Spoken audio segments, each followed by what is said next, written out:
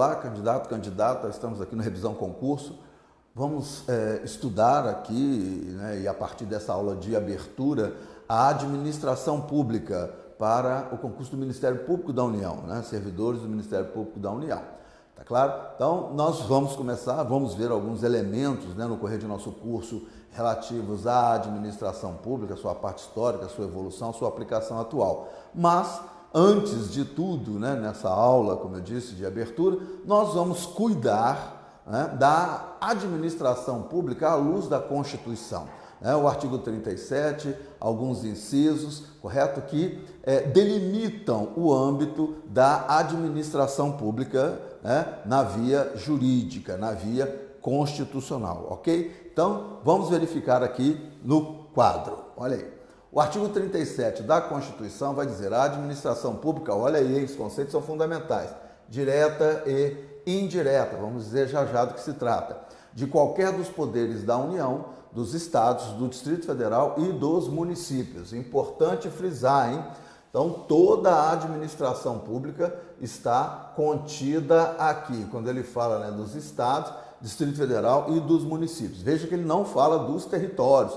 Territórios, né, não existem mais, mas há um comando na Constituição, né, com a possibilidade da existência, né, da criação de territórios, mas eles não serão incluídos, se porventura forem criados, como entes federados. Os entes federados estão colocados aqui: União, Estados, Distrito Federal e dos municípios. Obedecerá aos princípios, olha aí os princípios que regerão a administração pública: princípio da legalidade, impessoalidade, moralidade, publicidade e eficiência. Esses são os princípios expressos contidos na Constituição. Eu digo expressos porque há ainda, né, uma série de princípios que também orientam a administração, mas não estão expressamente colocados na Constituição Federal. E também ao seguinte. Bom, então vamos lá, olha só. Cuida o artigo 37 da administração pública direta e indireta. Quando falamos em administração pública direta, significa dizer que, olha aí, ó, direto, o nome já diz, está diretamente ligado às chefias dos executivos, correto? Então, no âmbito federal, nós temos a Presidência da República e seus ministérios, correto? No âmbito estadual, a Governadoria e suas secretarias. No âmbito municipal, a Prefeitura e suas secretarias. A administração pública direta, correto, tá? Ela é exercida por servidores públicos, correto, tá? Então são órgãos, esses servidores públicos têm lotação nesses órgãos, tá? E uma grande característica que nós vamos ver mais adiante, mas eu já antecipo, da administração pública direta é a concentração, né, do poder, né, uma concentração hierárquica do poder nas mãos da chefia do executivo, presidente, governador e prefeito. Esse poder concentrado, ele sofre para, né, que a administração pública possa ganhar uma dinâmica, uma desconcentração, correto? Tá? Então, os órgãos recebem ali a atividade a ser exercida, correto? Com base nessa desconcentração. Essa desconcentração, ela é hierárquica, mantém-se esse vínculo hierárquico, né? Uma subordinação jurídica, correto? Tá? Então, olha só, vamos dar um exemplo para que situemos bem a situação. Ministério da Justiça, né? Aí, olha, Poder Executivo Federal. Dentro do Ministério da Justiça, nós temos, né, a Secretaria de Segurança Pública. Dentro da Secretaria de Segurança Pública, nós temos a atividade policial, né? Nós temos Polícia Rodoviária Federal, Polícia Ferroviária Federal e a Polícia Federal. Bom, dentro da polícia, vamos pegar a Polícia Federal, dentro da Polícia Federal nós temos as superintendências da Polícia Federal.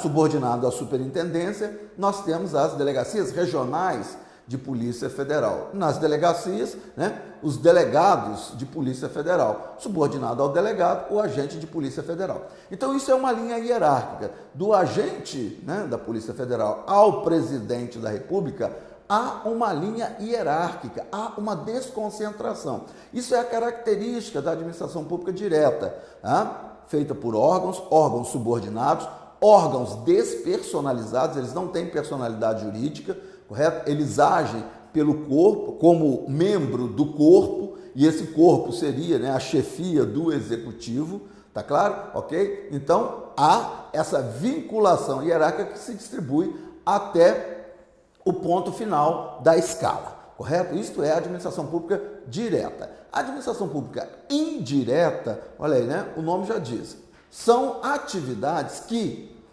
o poder público, via de regra, não deveria exercer. Ele o faz considerando interesse, olha aí, público, interesse do próprio Estado e por questões estratégicas. Então, né, nós temos aí a exploração, a necessidade, tivemos, né, 60 anos atrás, a necessidade da exploração, prospecção, refino, distribuição do petróleo.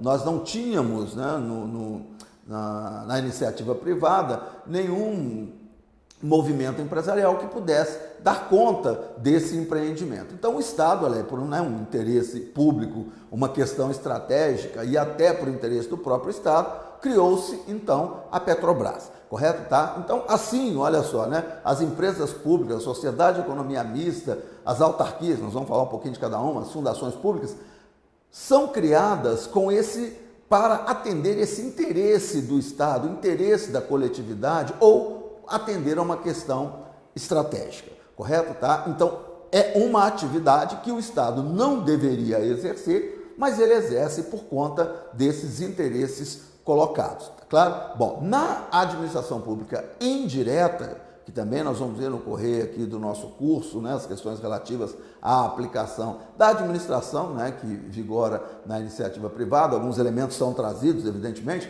para o setor público, né, mas sofrendo, né, as devidas adequações, correto? Tá? Então, nós vamos verificar como que se desenvolve a administração pública no âmbito, né, do setor público, diferentemente da iniciativa privada. Bom, então o detalhe é o seguinte, a administração pública indireta, suas entidades são autorizadas, a criação dessas entidades é autorizada por lei. Nós temos as autarquias, as fundações públicas, as empresas públicas, a sociedade de economia mista e as atividades paraestatais.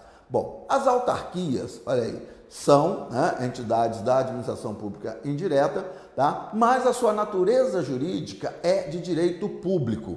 Isso traz uma grande implicação para as questões relativas à administração. Por quê? Porque as autarquias, por terem natureza jurídica de direito público, elas serão guiadas por normas, né, que regulamentam, por exemplo, os órgãos públicos.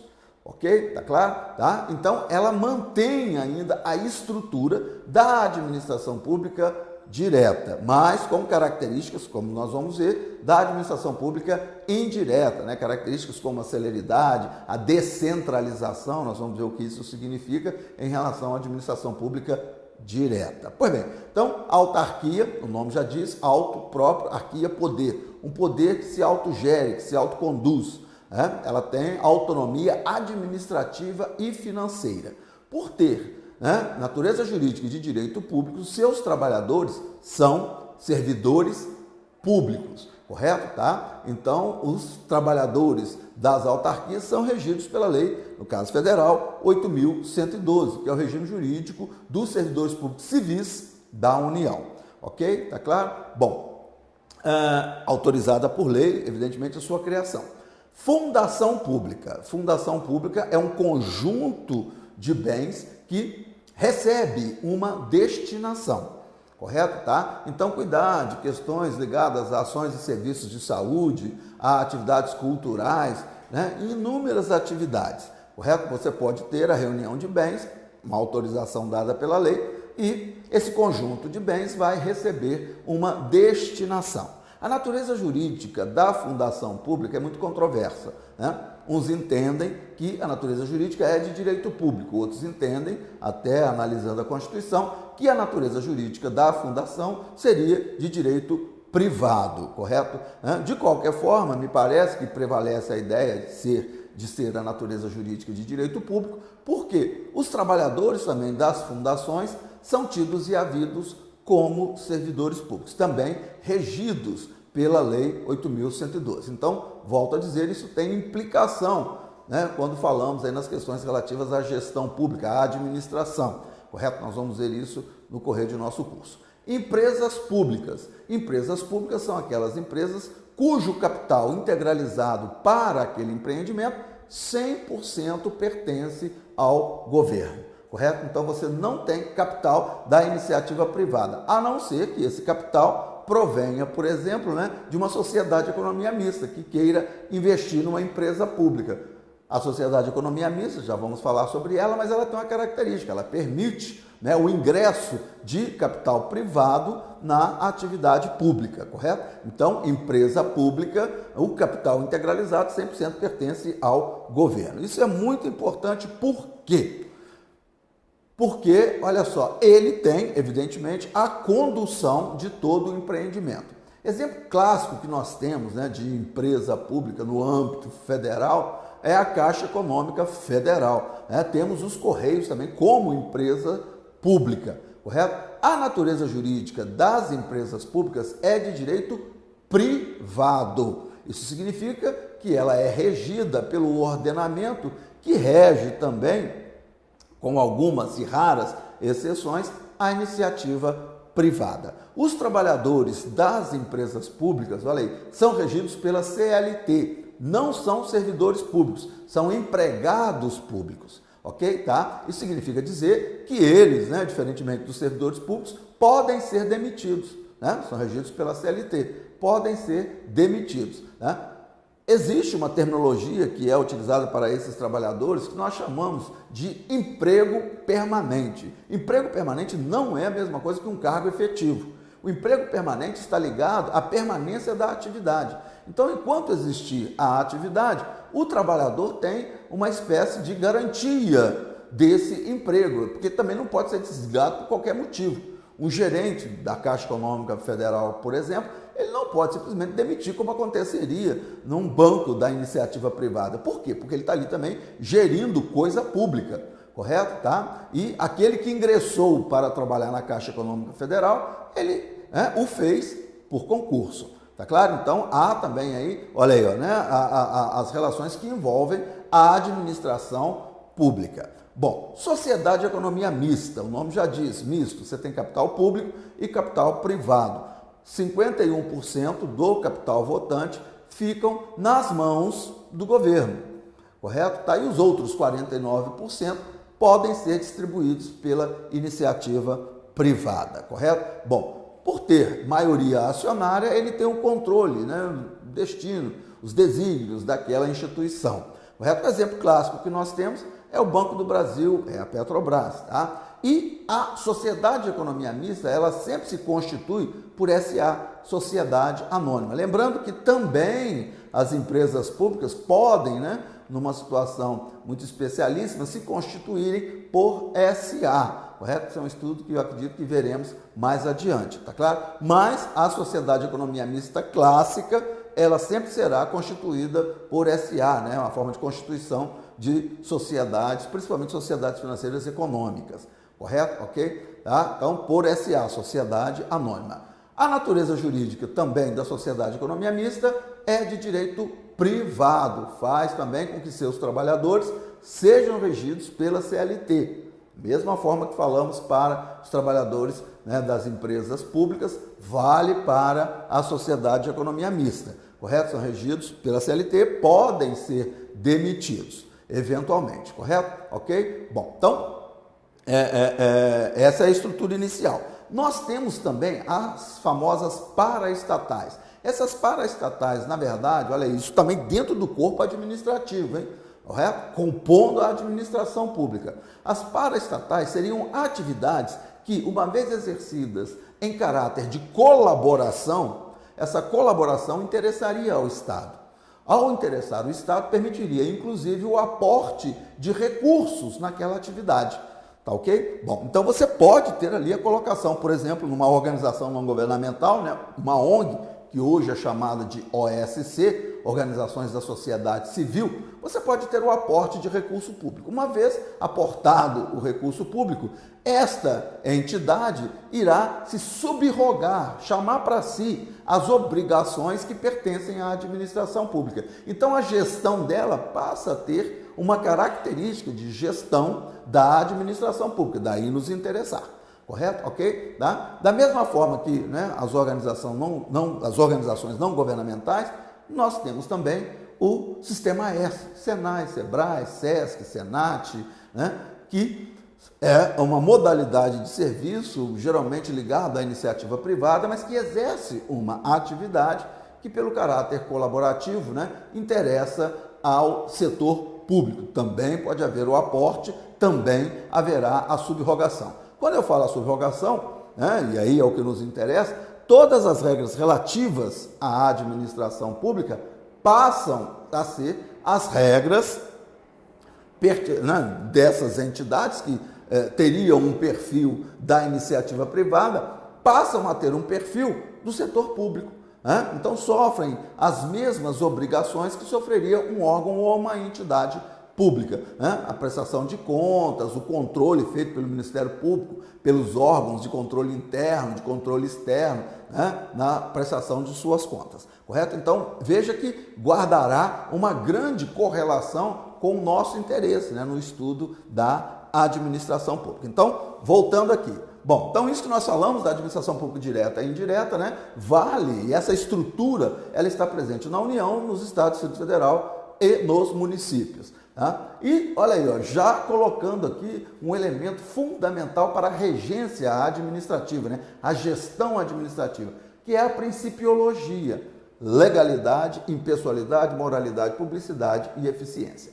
Legalidade: no âmbito da administração pública não se age nunca, olha, isso é muito importante, nunca sem o amparo da lei. Lei aqui lato sensu. Pode ser uma lei formal, né, proveniente do Congresso Nacional, no caso federal, né, Assembleia, no caso estadual, Câmara de Vereadores, no caso municipal. Mas será também lei aqui, lato sensu, um decreto, uma portaria, uma resolução, correto? Tá claro? Tá? Então, uma instrução normativa, isso tudo poderá trazer e trará a legalidade. Impessoalidade. Impessoalidade diz da destinação, da finalidade do ato administrativo. Ele tem que buscar o interesse público, o interesse comum. Não pode, né, se desviar desta finalidade, olha aí, ó, né, nós teremos a ilegalidade ou o abuso de poder. Moralidade, aqui a moralidade administrativa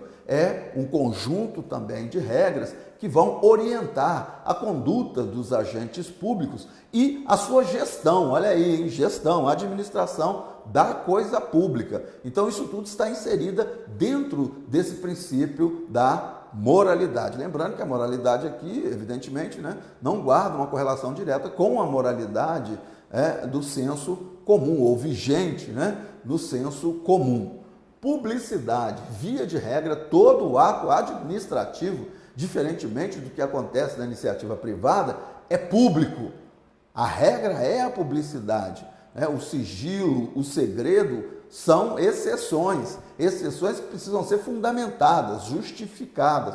Porque através da publicidade você tem a possibilidade do controle, da verificação, né, da legalidade, da legitimidade do ato administrativo. E, né, o princípio da eficiência, que indica que, olha aí, isso aí já nos interessa mais de perto, porque é através do princípio da eficiência que nós vamos verificar, inclusive no correr do nosso estudo, que veio uma proposta, o princípio da eficiência trouxe isso, uma proposta de uma nova modalidade a ser aplicada no âmbito da administração pública de gestão, né? Que seria a gestão gerencial. Nós vamos ver isso aí considerando o princípio da eficiência. O princípio da eficiência hoje já traz a necessidade de que a administração pública possa agir, né, tendo o administrado como um cliente.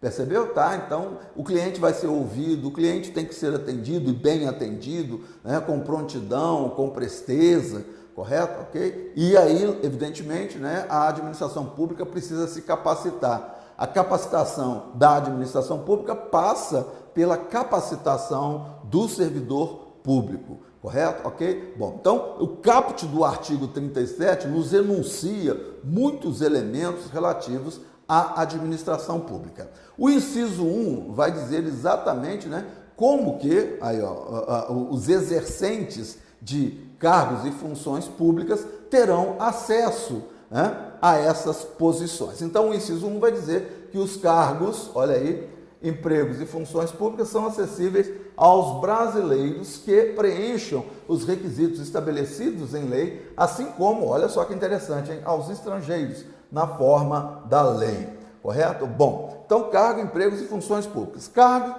né, é o que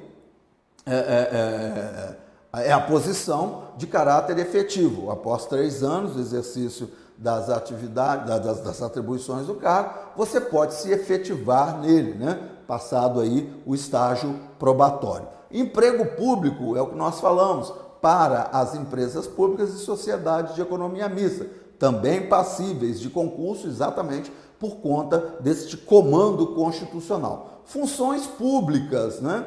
As funções públicas, via de regras, não são ocupadas por concurso, correto? Nós vamos dizer que a obrigatoriedade para o concurso é exatamente em relação a cargos e empregos, mas é uma faculdade da administração pública. Ela pode fixar o acesso às funções via concurso, mas não é, né, a regra, correto? Bom, aí vem exatamente falando outro detalhe, aos estrangeiros. O estrangeiro pode ocupar um cargo público? Pode, na forma da lei. A Lei 8.112, por exemplo, ela traz a possibilidade, né, de preenchimento de algumas posições em universidades, em institutos de tecnologia, né, por cientistas, por técnicos estrangeiros, né? A forma de acesso deles não será necessariamente um concurso, tá claro? Então, veja, eles podem, né, na forma da lei.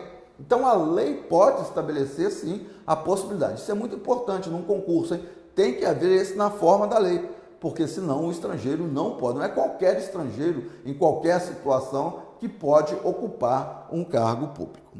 Bom, o 2 vai dizer, olha aí, da investidura. Investidura é todo o processo de ingresso, né, no serviço público. A investidura, ela tem por etapas, né, o concurso, né, a classificação, a nomeação, a posse e o efetivo exercício. Lembrando que ela se consuma com a posse e não com o efetivo exercício, correto? Então, a investidura é o processo para o ingresso, né? Então, você também vai se submeter às regras pertinentes à administração pública, tá? Em cargo ou emprego público depende de aprovação prévia, né? Todo mundo já conhece isso. Em concurso público, de provas ou de provas e títulos. Lembrando que os títulos são elementos, né, que levam em consideração o mérito, aquele que teve um empenho maior, aprovação em concursos, realização de cursos, né, exerce determinada atividade, já foi aprovado em determinados concursos, isso tudo pode ser transformado em pontos. Lembrando que quem fixa os títulos, né, é a administração pública e não...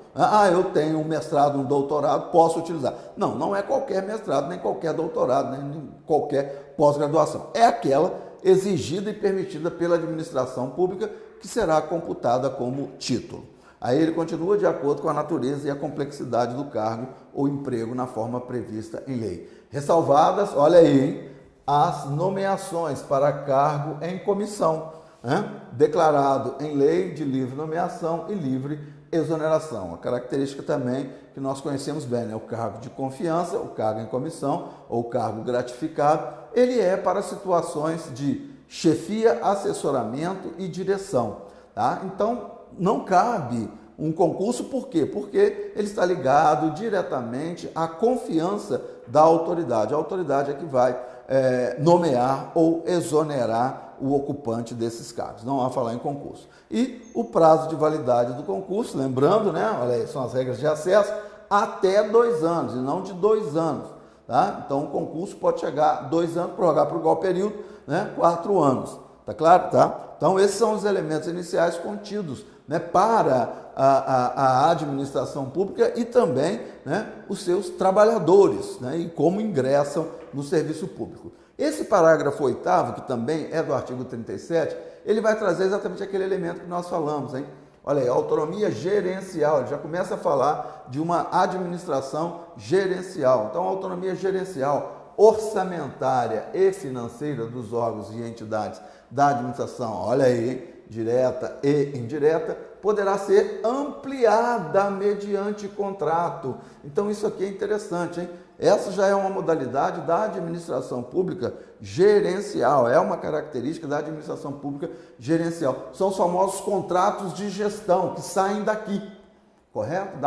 Aqui está estabelecida a possibilidade de contrato de gestão com a administração pública, a ser firmado entre seus administradores e o poder público, que tenha por objeto, olha aí, ó, fixação de metas de desempenho. Então veja, olha aí, gerencial, por quê? Porque vai se aproximar muito da modalidade de gestão da iniciativa privada, que leva muito em consideração o desempenho e metas, né, cabendo à lei dispor sobre, né? Aí vem os elementos, o prazo de duração do contrato, os controles e critérios de avaliação e de desempenho, direitos e obrigações, responsabilidades dos dirigentes e a remuneração do pessoal. Então veja, aqui alguns aspectos fundamentais. Lá atrás eu falei sobre a desconcentração e propositadamente deixei, né, a desconcentração para falarmos aqui, para que vocês, né, a descentralização, perdão, para que vocês pudessem entender melhor. Então veja bem, olha aí, né, ele vai falar dos aspectos fundamentais, a estrutura da administração pública, né, como nós falamos, olha aí, a direta, a União e Estados, né, a administração pública indireta, as autarquias, as fundações, né, e aí com algumas características e alguns exemplos, correto? Tá?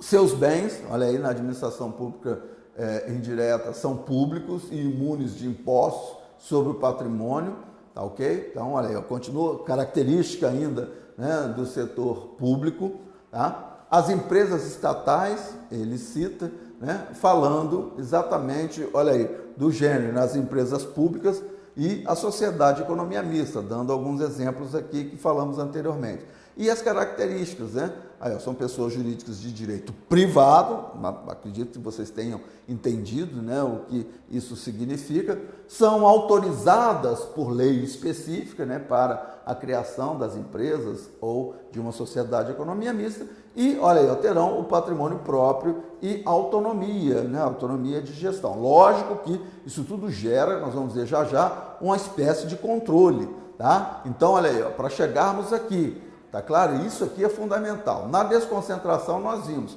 há uma repartição interna, repartição de quê?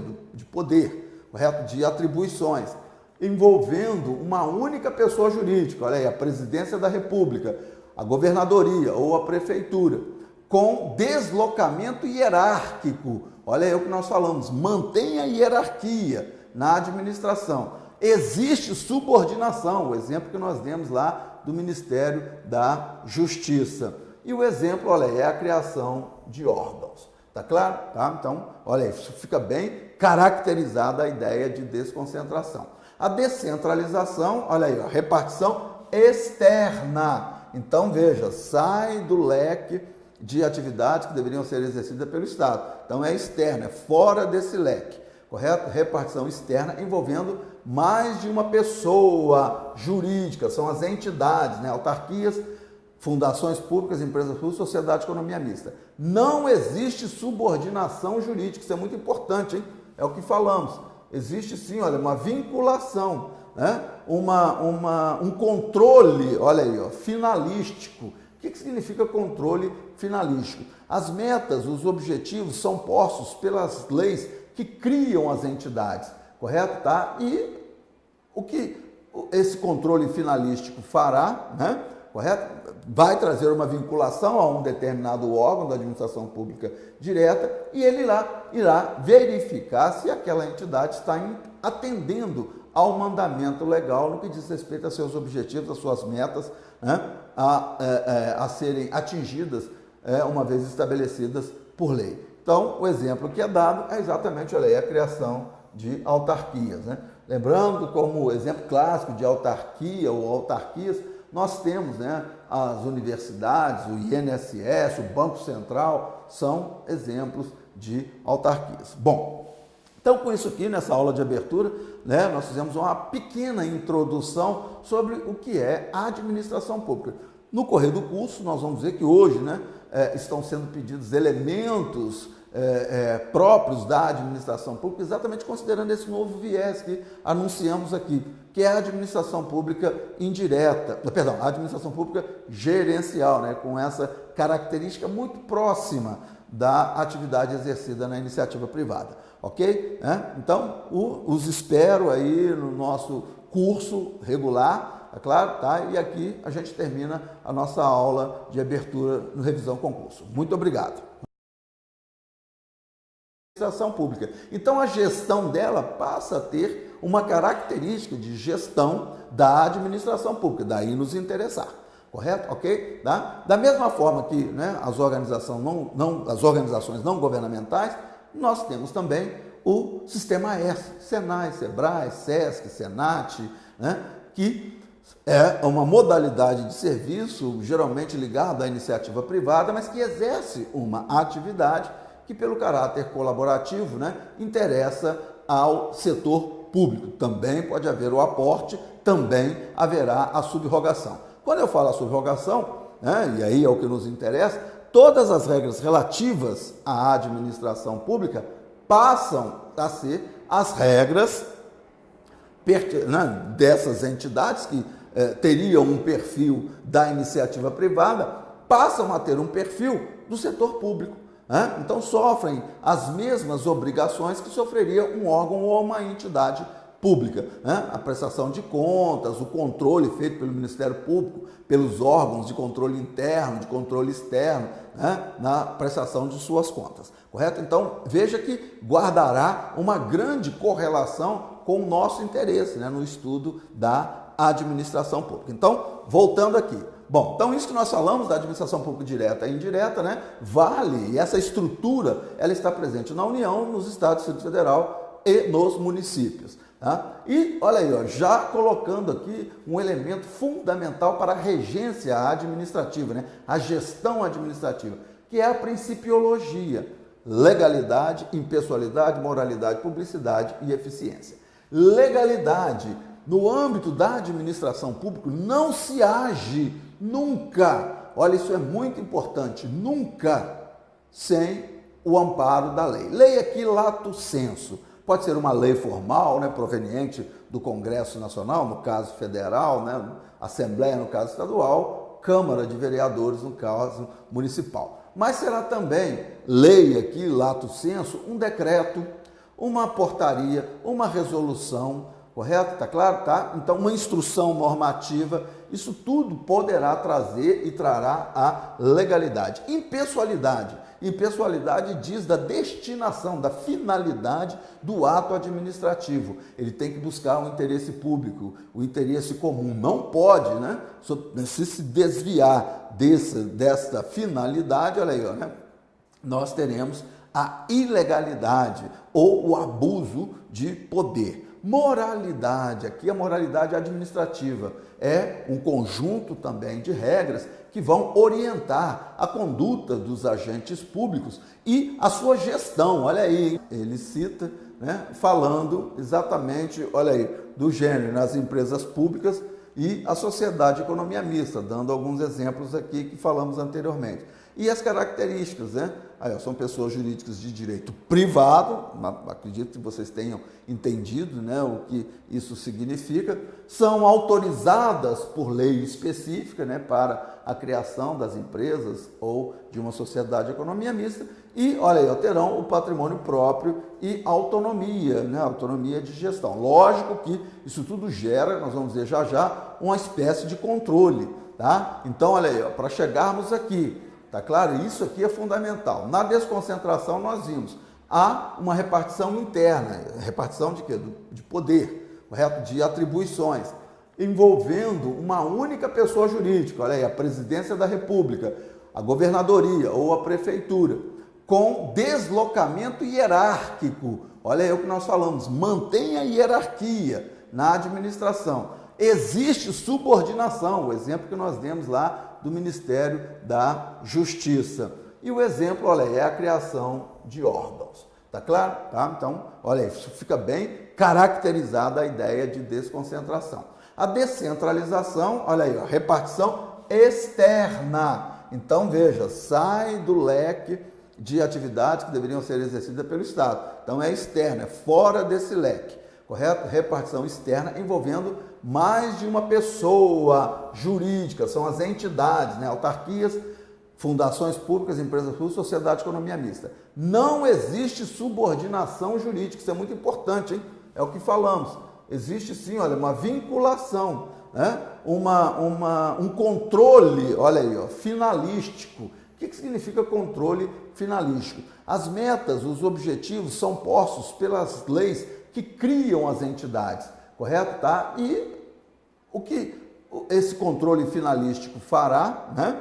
Correto? Vai trazer uma vinculação a um determinado órgão da administração pública direta e ele irá verificar se aquela entidade está atendendo ao mandamento legal no que diz respeito a seus objetivos, às suas metas, né? A serem atingidas uma vez estabelecidas por lei. Então, o exemplo que é dado é exatamente, olha aí, a criação de autarquias, né? Lembrando, como exemplo clássico de autarquia ou autarquias, nós temos, né, as universidades, o INSS, o Banco Central, são exemplos de autarquias. Bom, então com isso aqui, nessa aula de abertura, né, nós fizemos uma pequena introdução sobre o que é a administração pública. No correr do curso, nós vamos ver que hoje, né, estão sendo pedidos elementos dos 49%, podem ser distribuídos pela iniciativa privada, correto? Bom, por ter maioria acionária, ele tem um controle, né, o destino, os desígnios daquela instituição. Correto? O exemplo clássico que nós temos é o Banco do Brasil, é a Petrobras. Tá? E a Sociedade de Economia Mista, ela sempre se constitui por SA, Sociedade Anônima. Lembrando que também as empresas públicas podem, né, numa situação muito especialíssima, se constituírem por SA. Correto? Isso é um estudo que eu acredito que veremos mais adiante, tá claro? Mas a Sociedade de Economia Mista clássica, ela sempre será constituída por SA, né? Uma forma de constituição de sociedades, principalmente sociedades financeiras e econômicas, correto? Ok? Tá? Então, por SA, Sociedade Anônima. A natureza jurídica também da Sociedade de Economia Mista é de direito privado, faz também com que seus trabalhadores sejam regidos pela CLT. Mesma forma que falamos para os trabalhadores, né, das empresas públicas, vale para a Sociedade de Economia Mista, correto? São regidos pela CLT, podem ser demitidos, eventualmente, correto? Ok? Bom, então, essa é a estrutura inicial. Nós temos também as famosas paraestatais. Essas paraestatais, na verdade, olha isso também dentro do corpo administrativo, hein? Correto? Compondo a administração pública. As paraestatais seriam atividades que, uma vez exercidas em caráter de colaboração, essa colaboração interessaria ao Estado. Ao interessar o Estado, permitiria, inclusive, o aporte de recursos naquela atividade. Tá ok? Bom, então você pode ter ali a colocação, por exemplo, numa organização não governamental, né, uma ONG, que hoje é chamada de OSC, Organizações da Sociedade Civil, você pode ter o aporte de recurso público. Uma vez aportado o recurso público, esta entidade irá se subrogar, chamar para si as obrigações que pertencem à administração pública. Então a gestão dela passa a ter uma característica de gestão da administração pública, daí nos interessar. Correto? Ok? Tá? Da mesma forma que, né, as organizações não governamentais, nós temos também o Sistema S, Senai, Sebrae, Sesc, Senat, né, que é uma modalidade de serviço geralmente ligada à iniciativa privada, mas que exerce uma atividade que, pelo caráter colaborativo, né, interessa ao setor público. Também pode haver o aporte, também haverá a subrogação. Quando eu falo a subrogação, né, e aí é o que nos interessa, todas as regras relativas à administração pública passam a ser as regras Ação pública direta significa dizer que, olha aí, ó, direto, o nome já diz, está diretamente ligada às chefias dos executivos, correto? Então, no âmbito federal, nós temos a Presidência da República e seus ministérios, correto? No âmbito estadual, a Governadoria e suas secretarias. No âmbito municipal, a Prefeitura e suas secretarias. A administração pública direta, correto, tá? Ela é exercida por servidores públicos, correto, tá? Então são órgãos, esses servidores públicos têm lotação nesses órgãos, tá? E uma grande característica que nós vamos ver mais adiante, mas eu já antecipo, da administração pública direta é a concentração, né, do poder, né, uma concentração hierárquica do poder nas mãos da chefia do executivo, presidente, governador e prefeito. Esse poder concentrado, ele sofre para, né, que a administração pública possa ganhar uma dinâmica, uma desconcentração, correto? Tá? Então, os órgãos recebem ali a atividade a ser exercida, correto? Com base nessa desconcentração. Essa desconcentração, ela é hierárquica, mantém-se esse vínculo hierárquico, né? Uma subordinação jurídica, correto? Tá? Então, olha só, vamos dar um exemplo para que situemos bem a situação. Ministério da Justiça, né? Aí, olha, Poder Executivo Federal. Dentro do Ministério da Justiça, nós temos, né, a Secretaria de Segurança Pública. Dentro da Secretaria de Segurança Pública, nós temos a atividade policial, né? Nós temos Polícia Rodoviária Federal, Polícia Ferroviária Federal e a Polícia Federal. Bom, dentro da polícia, vamos pegar a Polícia Federal, dentro da Polícia Federal nós temos as superintendências da Polícia Federal. Subordinado à superintendência, nós temos as delegacias regionais de Polícia Federal. Nas delegacias, né, os delegados de Polícia Federal, subordinado ao delegado, o agente de Polícia Federal. Então, isso é uma linha hierárquica. Do agente, né, da Polícia Federal ao presidente da República, há uma linha hierárquica, há uma desconcentração. Isso é a característica da administração pública direta, feita por órgãos subordinados, órgãos despersonalizados, eles não têm personalidade jurídica, correto? Eles agem pelo corpo, como membro do corpo, e esse corpo seria, né, a chefia do executivo, tá claro? Ok? Então, há essa vinculação hierárquica que se distribui até o ponto final da escala, correto? Isto é a administração pública direta. São autorizadas por lei específica, né, para a criação das empresas ou de uma sociedade de economia mista e, olha aí, terão o patrimônio próprio e autonomia, né, autonomia de gestão. Lógico que isso tudo gera, nós vamos ver já já, uma espécie de controle, tá? Então, olha aí, para chegarmos aqui, tá claro? Isso aqui é fundamental. Na desconcentração nós vimos, há uma repartição interna, repartição de quê? De poder, correto? De atribuições, envolvendo uma única pessoa jurídica, olha aí, a Presidência da República, a Governadoria ou a Prefeitura, com deslocamento hierárquico. Olha aí o que nós falamos, mantém a hierarquia na administração. Existe subordinação, o exemplo que nós demos lá do Ministério da Justiça. E o exemplo, olha aí, é a criação de órgãos. Tá claro? Tá? Então, olha aí, fica bem caracterizada a ideia de desconcentração. A descentralização, olha aí, a repartição externa. Então, veja, sai do leque de atividades que deveriam ser exercidas pelo Estado. Então, é externa, é fora desse leque, correto? Repartição externa envolvendo mais de uma pessoa jurídica, são as entidades, né? Autarquias, fundações públicas, empresas públicas, sociedade de economia mista. Não existe subordinação jurídica, isso é muito importante, hein? É o que falamos. Existe sim, olha, uma vinculação, né? Um controle, olha aí, ó, finalístico. O que significa controle finalístico? As metas, os objetivos são postos pelas leis que criam as entidades, correto? Tá? E o que esse controle finalístico fará, né? correto? Vai trazer uma vinculação a um determinado órgão da administração pública direta e ele irá verificar se aquela entidade está atendendo ao mandamento legal no que diz respeito a seus objetivos, às suas metas, né, a serem atingidas uma vez estabelecidas por lei. Então, o exemplo que é dado é exatamente, olha aí, a criação de autarquias, né?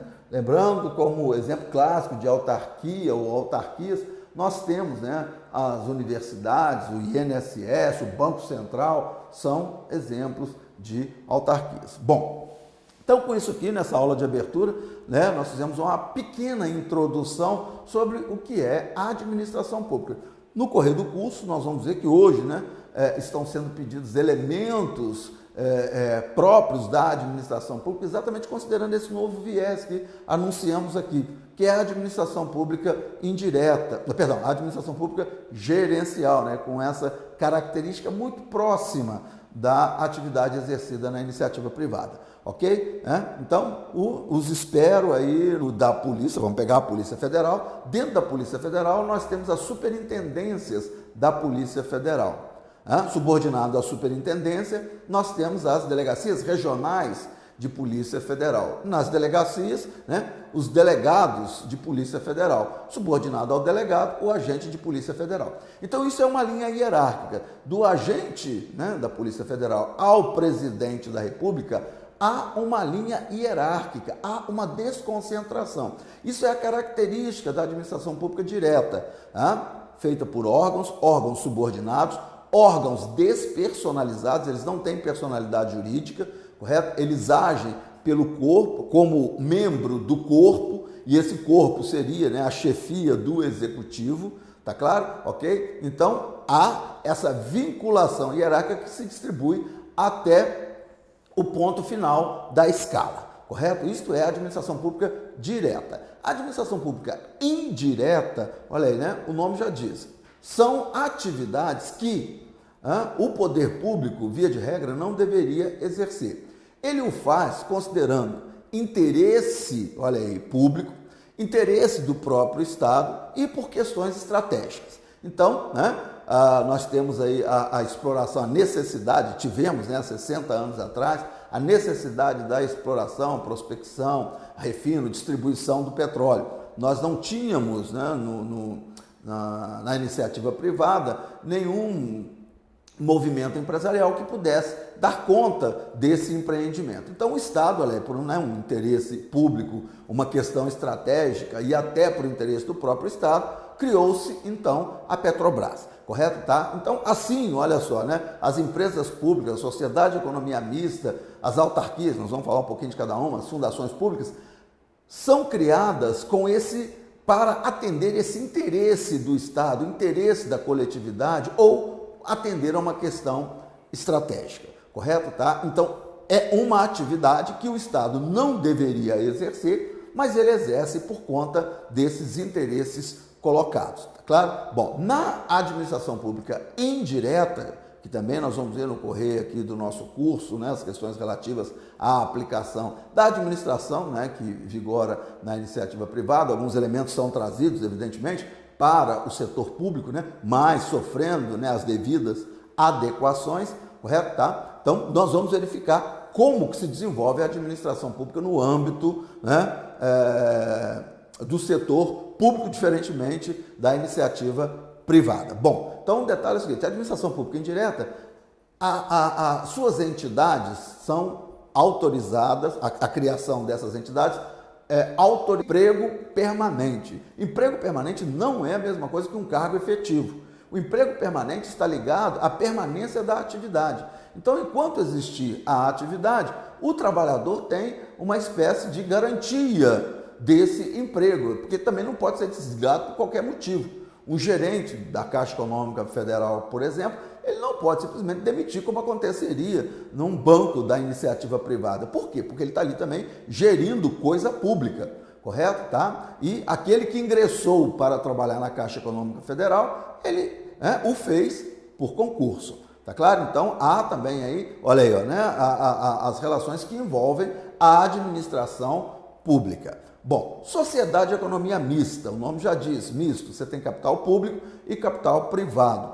51% do capital votante ficam nas mãos do governo, correto? Tá? E os outros 49% podem ser distribuídos pela iniciativa privada, correto? Bom, por ter maioria acionária, ele tem um controle, né, destino, os desígnios daquela instituição, correto? O exemplo clássico que nós temos é o Banco do Brasil, é a Petrobras, tá? E a sociedade de economia mista, ela sempre se constitui por SA, sociedade anônima. Lembrando que também as empresas públicas podem, né, numa situação muito especialíssima, se constituírem por SA, correto? Esse é um estudo que eu acredito que veremos mais adiante, tá claro? Mas a sociedade de economia mista clássica, ela sempre será constituída por SA, né, uma forma de constituição de sociedades, principalmente sociedades financeiras e econômicas, correto? Ok? Tá? Então, por SA, sociedade anônima.